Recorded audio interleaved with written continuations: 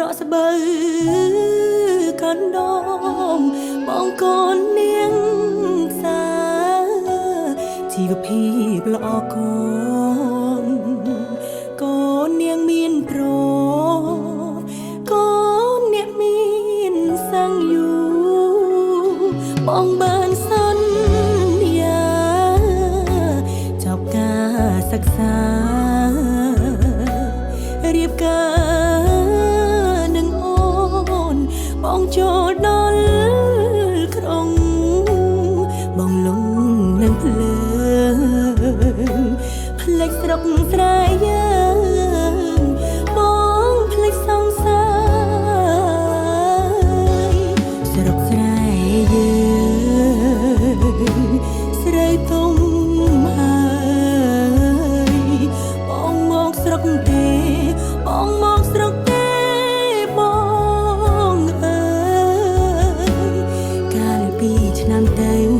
រាល់ពេលច្រត់ស្រូវមានផ្លូវបងកាយក៏ដើរយំជ្រៅ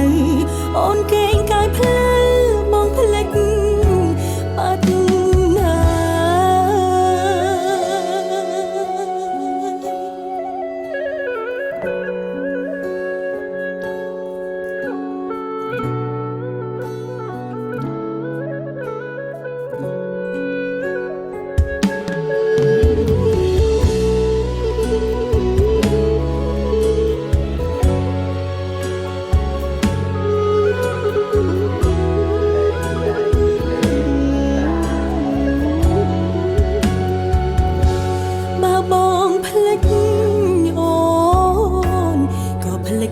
ទៅចោ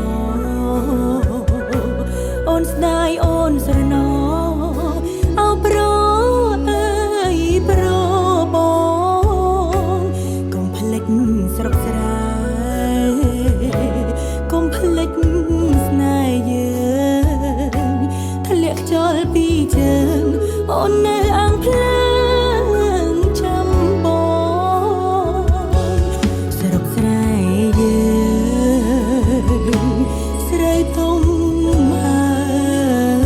យបងមកស្រុកទេបងមកស្រុកទេបងអើយកាលពីឆ្នាំទៅរាល់ពេលច្រត់ស្រូវមានផ្លូវបងកាយក៏ដើរយំជ្រៅអូនកេងកាយផ្លូវបងផ្លេចអងហើយធ្លាក់ខ្យល់ពីជើងដឹងឃើញរឿង